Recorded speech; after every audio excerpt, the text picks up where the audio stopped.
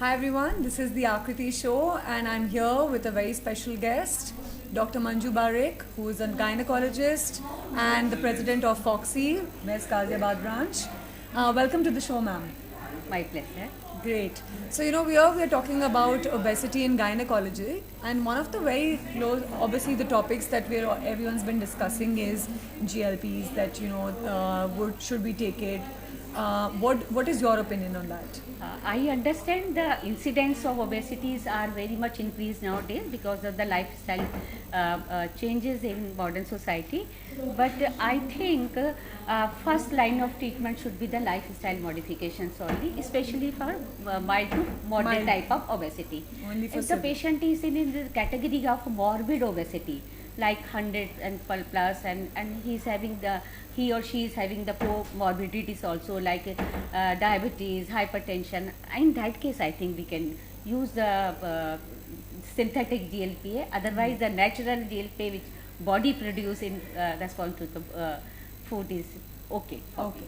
And I think a lot of women already now get, a lot of tests done. But do you think there is any one test which is currently less, that women are currently doing less, but they should be doing more of? Yeah, I think the one basic thing is not the BMI. I think the waist circumference is very important.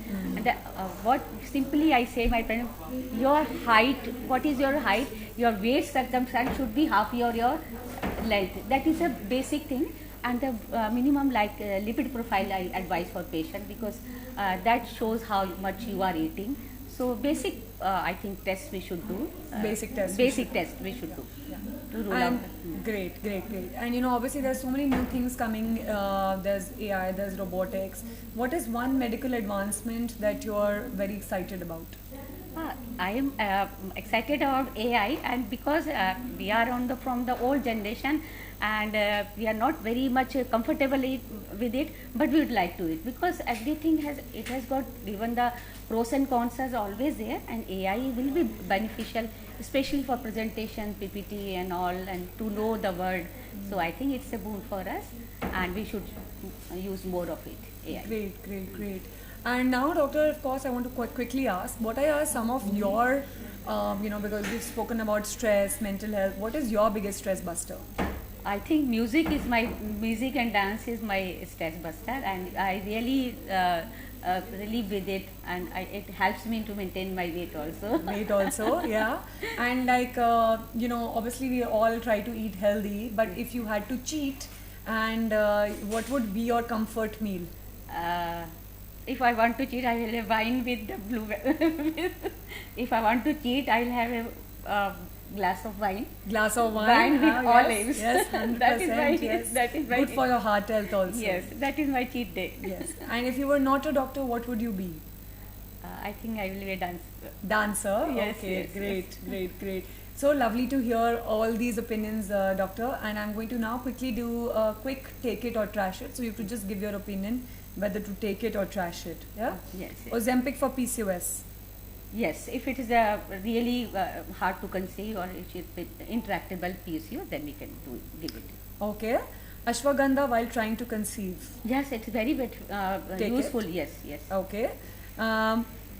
Horoscope based conception planning. Take No. it or trash it. No. Trash it. And intermittent fasting. Take it or trash it. Take it. Take in it. In a not a once in a day pill, but at least 12 hours intermittent fasting is much for all of us. Okay. Ayurveda, PCOS, PMS supplements. I don't believe in the supplements, but the lifestyle is very important. Okay. And vaginal probiotics. Yeah, definitely. Yes, take Yes, it. yes, Okay. take it. And last but not the least, eating placenta to cure postpartum depression. I'm not sure, because I think we won't be able to do it. Trash it. Great. Trash it, yes. Great. Thank you, doctor, for all Thank you. your insights. It was lovely having you on the show. Yeah. Thank you so much. My pleasure.